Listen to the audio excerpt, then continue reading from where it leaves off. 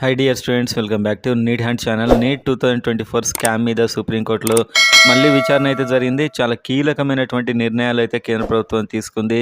సుప్రీంకోర్టుకు సమాధానం అయితే ఇచ్చింది. అదేంటో ఈ వీడియోలో చూద్దాం. కౌన్సిలింగ్ సంబంధించిన ప్రతి అప్డేట్ కోసం సబ్స్క్రైబ్ చేసుకోండి, వీడియోని లైక్ చేయండి.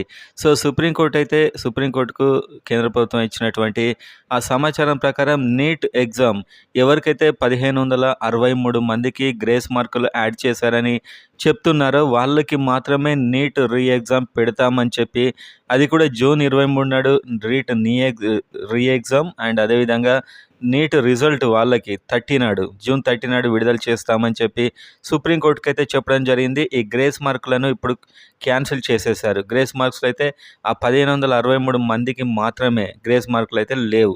సో రీ ఎగ్జామ్ వాళ్ళు రాయాలనుకుంటే రాయొచ్చు, లేకుంటే గ్రేస్ మార్క్ లేకుండా అదే మార్కులు ఉంటాయి. అంటే గ్రేస్ మార్క్స్ ఉండవు, వాళ్ళకి ఎగ్జామ్లో ఏ మార్క్ వచ్చిందో అదే మార్క్ వచ్చింది. కేవలం 1563 మంది మీద మాత్రమే వీళ్ళైతే ఆన్సర్ ఇవ్వడం జరిగింది. పేపర్ లీక్ లాంటి దానికి ఎలాంటి ఆధారం లేదని చెప్పారు.